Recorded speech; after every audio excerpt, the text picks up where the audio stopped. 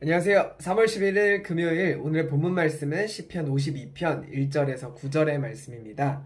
오늘 본문의 말씀에 이 제목 같은 게 써져 있잖아요. 다윗의 교훈시 에돔 사람 도액이 사울에게 가서 다윗이 아히멜렉의 집에 왔다는 말을 했을 때 지은 것, 이런 제목이 써져 있는데요. 이 내용은 사무엘상 21장 그리고 22장을 보면 그 당시 상황이 정확하게 나와 있습니다. 다윗은 적들을 피해서 도망치다가 이 아히멜렉이라는 제사장에게 도움을 받게 됩니다. 그때 사울의 관리자였던 이 도액이라는 사람이 그것을 염탐하고 있다가 사울에게 가서 이 모든 사실을 이야기하게 되고, 화가 난 사울은 제사장 가문을 완전히 다 죽이게 됩니다. 그래서 사무엘상 22절에는 이런 대화 내용들이 있거든요. 22장 14절과 16절에서 17절의 내용입니다. 아히멜렉이 대답했습니다. 다윗은 왕에게 충성을 다 바쳤습니다. 왕에게 다윗만큼 충성스러운 종이 어디에 있습니까? 다윗은 왕의 사위이고 호위 대장입니다. 왕실에서 그는 귀중한 사람입니다. 그러나 왕이 대답했습니다. 아히멜렉아, 너와 너의 친척들을 죽어 마땅하다. 사울은 곁에 서 있던 호위병에게 말했습니다. 가서 이 여호와의 제사장들을 죽여라. 그들은 다윗의 편이다. 그들은 다윗이 도망친다는 것을 알고도 나에게 알려주지 않았다. 사울이 이런 명령을 내렸을 때 왕의 신하들이 제사장을 죽이는 것을 꺼려했거든요. 그래서 그 명령을 거부하게 됩니다. 그러자 사울은 이 내용을 일러 바쳤던 그 도액이라는 사람에게 제사장을 죽여라 라고 명령을 내리니까 그 사람이 제사장들을 포함해서 85명을 죽이고 일반 백성들과 어린아이 그리고 심지어는 갓난 아기들까지 죽입니다. 이 사람만 죽인 것뿐만 아니라 소와 나귀 그리고 양들까지도 다 죽이는데요. 사실 이렇게까지 다 죽일 필요는 없었잖아요. 그런데 이 동물들까지 죽인 그런 상황을 만든 건데, 사울이나 사울에게 잘 보이고 싶었던 이 도액이라는 사람은 이렇게까지 다 죽인 데는 이유가 있었던 것 같습니다. 본보기였던 거죠. 다윗을 도와주면 이렇게 될 거야 라는 식의 본보기로 그 다윗을 도와줬던 사람들을 완전히 다 죽이게 됩니다. 후에 이 사실을 다윗이 알게 되거든요. 다윗은 자신의 행동으로 인해서 많은 사람들이 죽었다라는 것을 알게 되었고, 또 그를 도와줄 사람들이 점점 없어지게 되자 크게 두려워합니다. 다윗을 죽이려고 했던 사람들, 그 사람들은 어떤 사람들일까요? 질투심에 자신에게 충성하던 사람을 죽이려고 했던 왕이었고요. 또 권력 욕심에 그 왕 옆에서 아첨하고 또 다윗을 모함하던 사람들도 있었습니다. 또 한 부류는 자신이 죽을까봐 두려워서 다윗을 죽이려는 계획에 동참하고 그 계획에서 알고도 묵인했던 사람들도 있습니다. 시편 52편은요, 이런 사람들의 특징을 7절에서 이야기를 하는데요. 7절입니다. 이 사람은 하나님을 자기 피난처로 삼지 않고 그의 많은 재산을 의지하며 남을 해침으로써 강해진 자이다.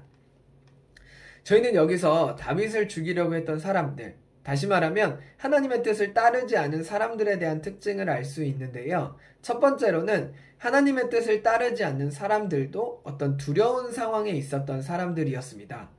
7절에 다윗을 죽이려고 했던 사람들이 하나님을 자기 피난처로 삼지 않는다라고 이야기하는데요. 그들도 어떤 피난처가 필요했던 상황에 있었던 사람들입니다. 자신들이 가지고 있던 문제로 인해서 두려움에 떨고 있었던 사람들이었거든요. 사울 같은 경우는 다윗으로 인해서 자기 위치가 흔들거린다라고 생각했던 사람이었습니다. 다윗이 마음만 먹으면 반란을 일으켜서 자신을 죽이고 왕이 될 수 있을 거라는 생각에 사로잡혀 있었던 사람이었죠. 또 사울 주변에 있던 사람들도 자기가 가지고 있던 권력을 유지하기 위해서 다윗을 죽이려고 했습니다. 다윗으로 인해서 내가 불행해질 것 같다. 다른 사람이 잘 되는 게 나에게 불행으로 다가올 것 같다. 이런 생각을 했던 사람들이었던 거죠.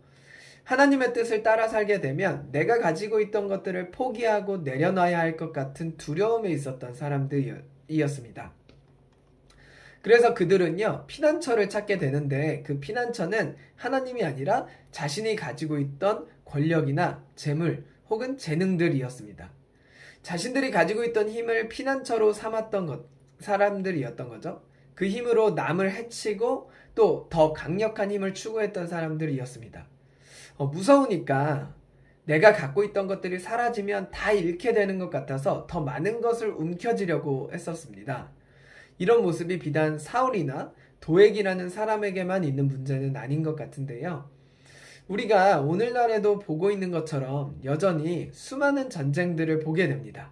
보다 올바르고 좋은 방향으로 서로 소통하면서 이야기하면서 나아가기보다는 이 편과 저 편으로 갈라져서 서로를 헐뜯고 죽이는 모습을 보기도 하고요. 내 이익을 위해서 불의를 보고도 묵인하는 모습을 보기도 합니다. 결국 사랑보다 이기적으로 행동하는 그런 우리의 모습이 바로 사울이 보였던, 도액이 보였던 행동들의 모습인 것 같습니다. 이런 모습은 우리에게 있는 어떤 두려움들로 인해서 우리 안에 어떤 피난처들을 찾게 되고 그 무엇인가를 움켜쥐려고 하는 모습인 것 같은데요. 이런 두려움과 위기 속에 있던 다윗은 이렇게 이야기합니다. 오늘 본문 말씀의 8절과 9절의 말씀인데요.